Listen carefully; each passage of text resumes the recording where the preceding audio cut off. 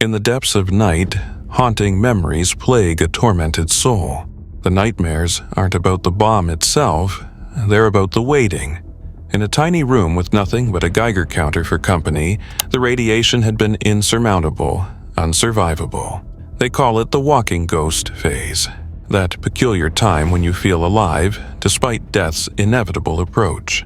The counter's persistent hissing had become a cruel laugh, a mocking reminder of approaching doom. Through the darkness of a near-empty bus, a lone traveler makes his way through the night.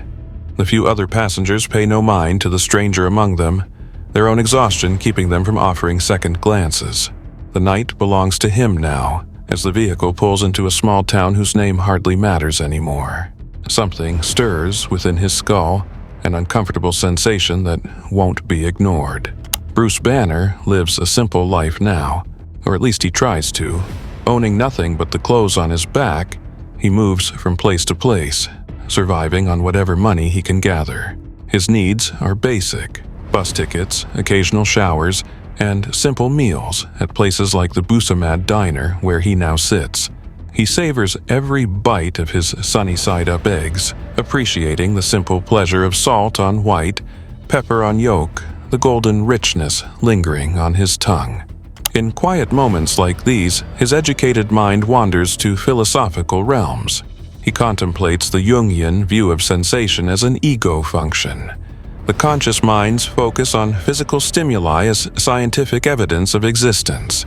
Yet, beneath this rational thought lurks something else, something green and primal, all gut feelings and hunches, the domain of intuition and unconscious thought. His temporary peace is shattered when he spots the local news.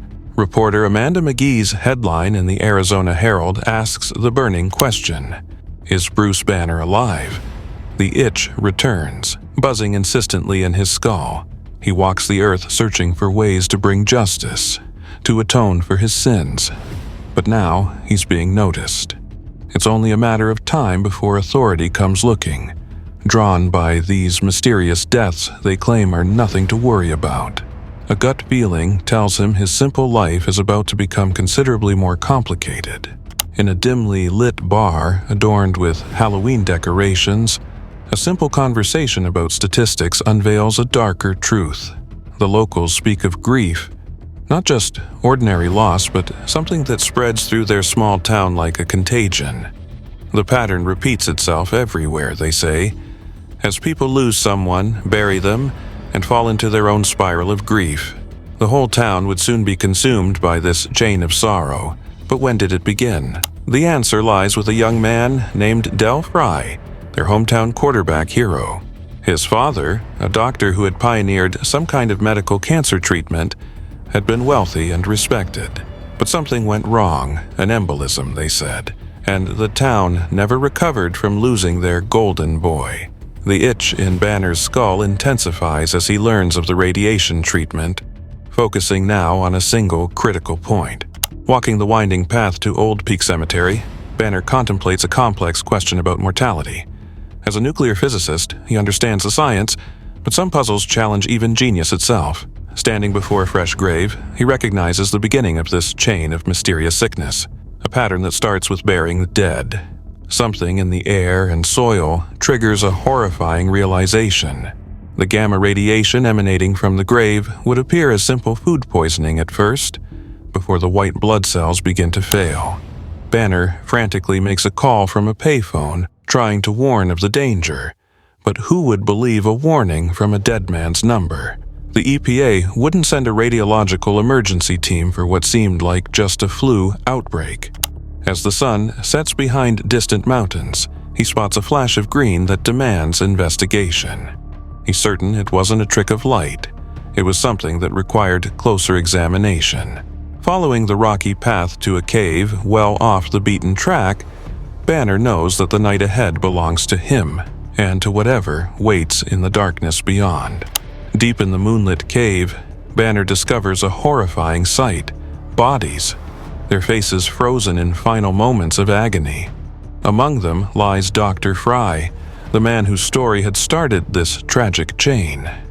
The cave fills with an eerie green glow as Banner confronts something that shouldn't be possible. A ghostly figure radiating gamma energy. This encounter stirs memories of Banner's own brush with mortality. Once, he had asked a friend to shoot him with a special arrow, desperate to know if death could claim him. The memory triggers his transformation, and the Hulk emerges, massive and menacing in the confined space. The spectral figure persists, undaunted by the green behemoth's presence. A conversation unfolds between monster and ghost, touched by mutual understanding of life, death, and radiation. The ghost of Dr. Fry reveals his tale, a story of profound loss beginning with his wife's passing. Death had become an obsession, an unimaginable void that consumed his thoughts. The absence of touch, taste, and memory, a total cessation of being, had haunted him beyond reason. In his laboratory, driven by grief and desperation, Fry had thrown himself into Banner's gamma radiation research. What began as improvements to conventional cancer treatments evolved into something far more ambitious. His own human trials had yielded promising results: increased healing, renewed youth, seemingly no side effects. But urgency and paternal love had clouded his judgment. His son, facing the brutal physical toll of professional football, became his next subject. Through streams of green tears, Fry recalls the moment of injection.